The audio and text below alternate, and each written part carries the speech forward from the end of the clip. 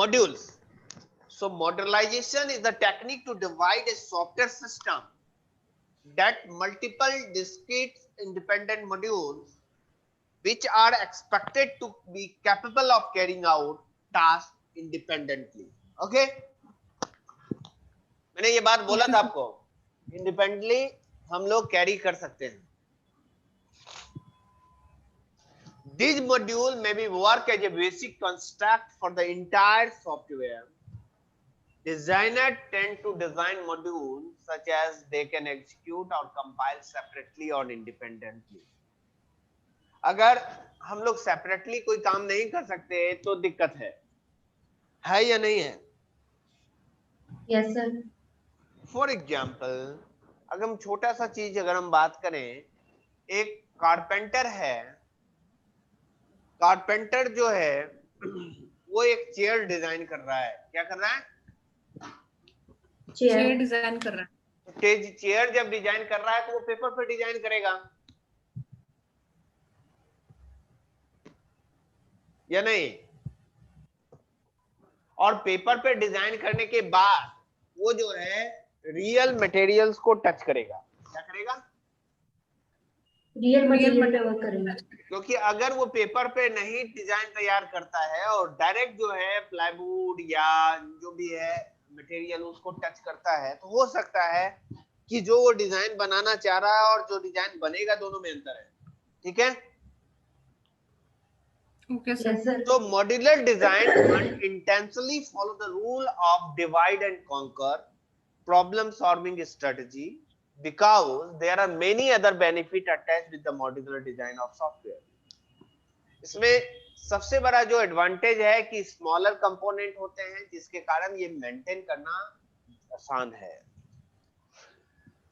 दूसरा, program can be divided based on the functional aspect or desired level of abstraction can be brought in the program. Component with the high cohesion can be reused again. Concurrent execution can be made possible and desired by security aspect. So इस चीज के लिए हमने बात किया था कि एक साथ हम कैसे डिजाइन करेंगे, उसके लिए एक वर्ड है concurrency, जिसके एग्जांपल अगर हम बात करें, the spell check feature in WordPress is a module of software which run side by WordPress itself. Run चल रहा है ना साथ साथ? हाँ सर. F7 प्रेस कर देते हैं हम लोग. क्या करते हैं? F7. तो F7 जब हम प्रेस कर देते हैं तो ये पैरेलली इसको रन कर लेता है और पैरेलली इस प्रोग्राम को एग्जीक्यूट कराता रहता है. वो वर्ड प्रोसेसर को कभी डिस्टर्ब तो नहीं करता ये? No sir. ओके, जब वर्डप्रेस को डिस्टर्ब नहीं करता है इसका मतलब this mechanism is known as the concurrency. दो मैकेनिज्म जो हमेशा यूज हम लोग करते हैं कि अगर हम सॉफ्टवेयर प्रोग्राम को मॉडलाइज करते हैं तो टास्क जो होता है डिवाइड करते हैं हम सेवरल मॉड्यूल में और कुछ कैरेक्टरिस्टिक्स पर डिजाइन करते हैं जिससे हमें पता चले कि भैया क्या है नहीं है. अगर हमें नाम नहीं पता है और हमने नाम भी सही ढंग से नहीं रखा है तो हमें आइडेंटिफाई करने में दिक्कत होगी. ठीक है? Yes sir. तो इन दिस केसेस है कि हमें मेजर करते हैं डिग्री ऑफ इंटरडिपेंडेबिलिटी, जिसको हम लोग कोहेजन कहते हैं. क्या कहते हैं? Degree of interdependability with an element module is called the cohesion. Okay, एक वर्ड और आता है coupling. It is also level of interdependability against module of the program. It tells to what the level of module interfere with the interact with each other. तो इसमें क्या है कि जो हमारा एक मॉड्यूल दूसरे मॉड्यूल से टच होता है, जैसे आपने कोई डेटाबेस प्रोग्रामिंग किया है ना? Yes sir. Yes sir.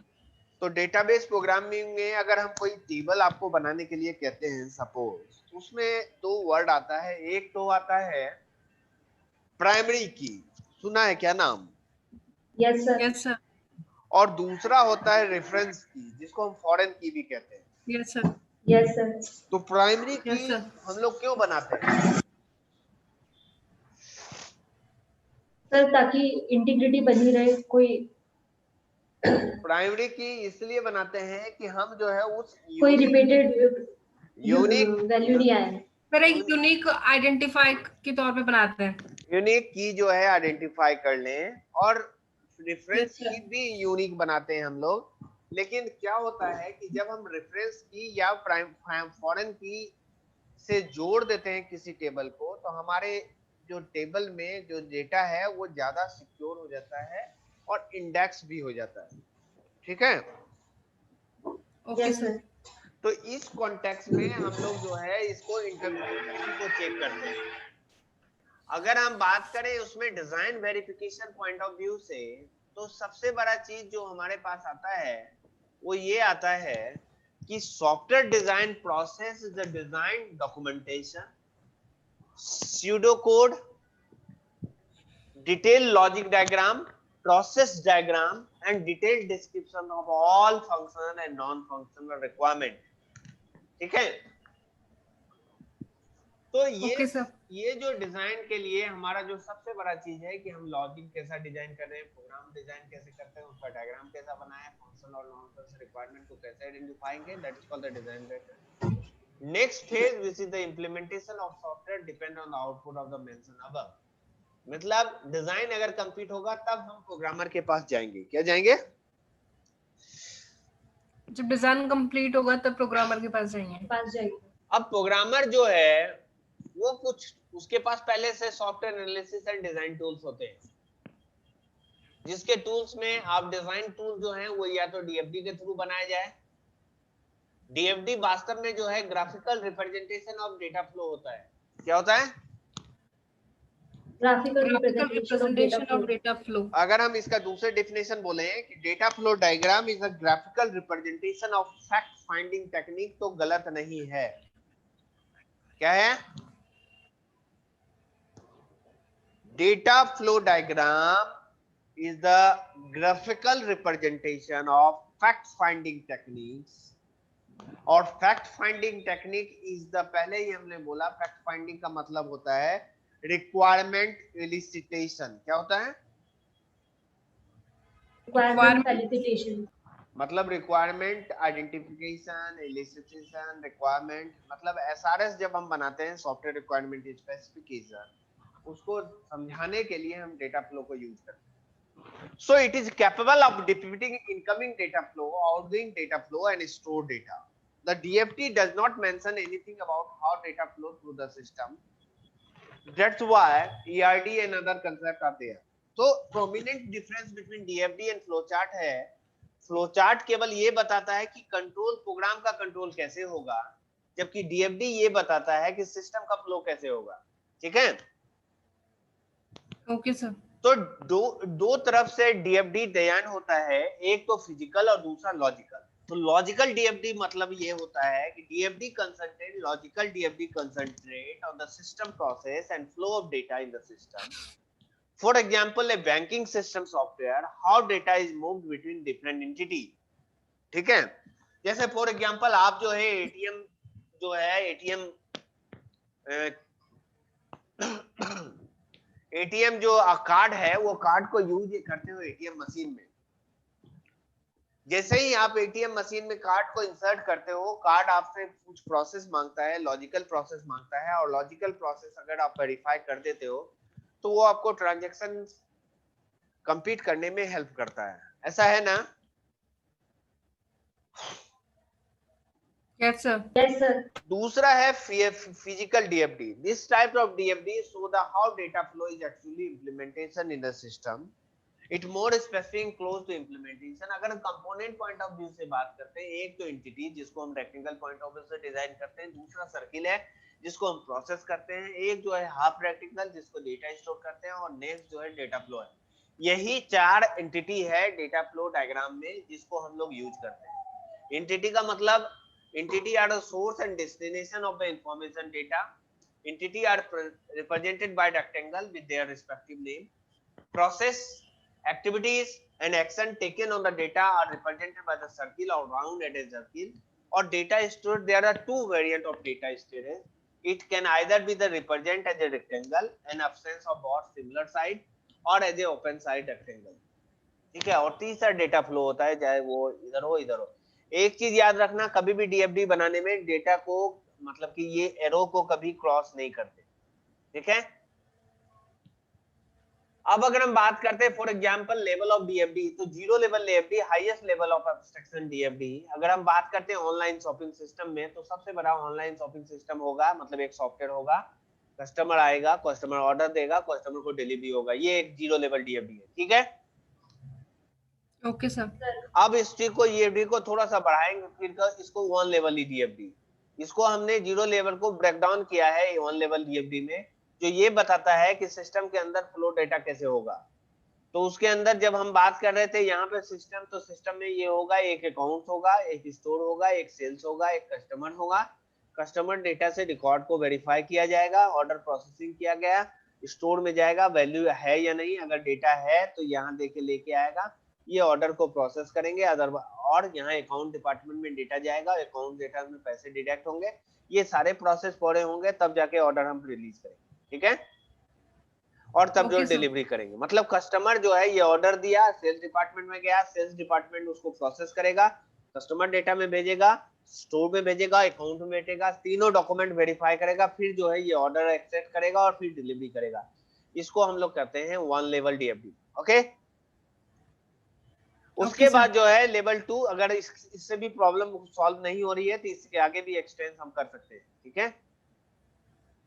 इसमें एक और चीजें आती है स्ट्रक्चर चार्ट, जिसमें हम ये बताते हैं कि डेटा फ्लो डायग्राम से कैसे हम स्ट्रक्चर में बना दें प्रोग्राम को और उसको मॉड्यूल को कैसे डिवाइड करें। फॉर एग्जांपल एक मॉड्यूल है कंट्रोल मॉड्यूल, जिसमें सब मॉड्यूल है और लाइब्रेरी मॉड्यूल्स है।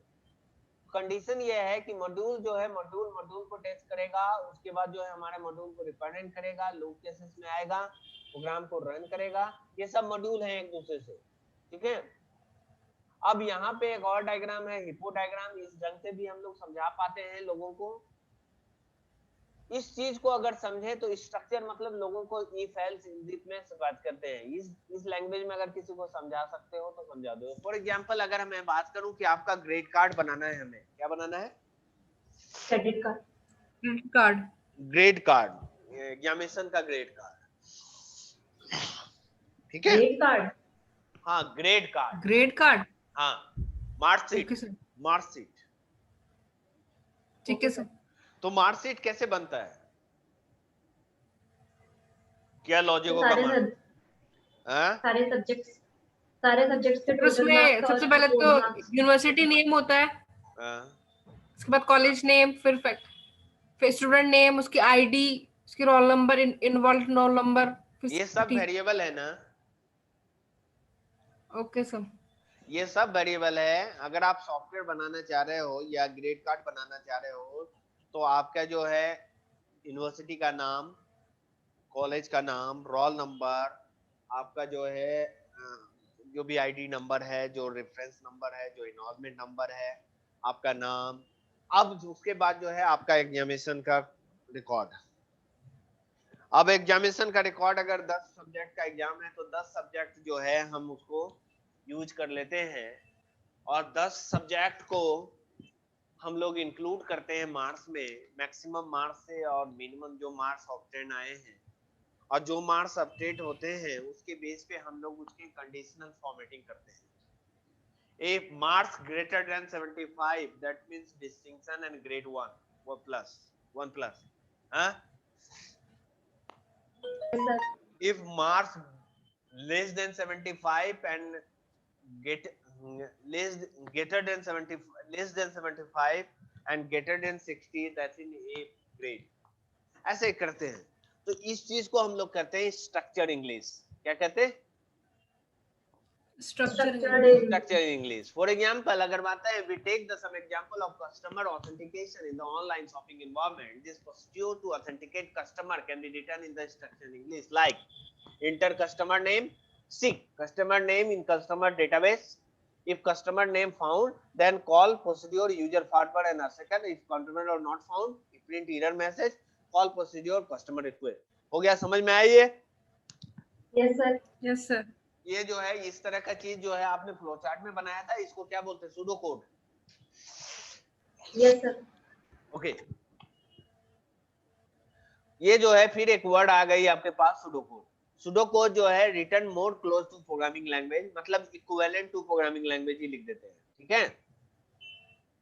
तो इस केस में अगर आप एग्जांपल पॉइंट ऑफ व्यू से देखो तो एक फिबोनाची सीरीज का प्रोग्राम है जिसमें वाइड किया है फंक्शन, फंक्शन का नाम फिबोनाची सीरीज, 3 वैल्यूज लिए गए हैं, वैल्यू को सेट किया गया है, इनिशियलाइज किया है, फिर लूप चलाया गया है। इफ ग्रेटर देन बी है तो increase by 1 and print B, if B greater than A then increase this.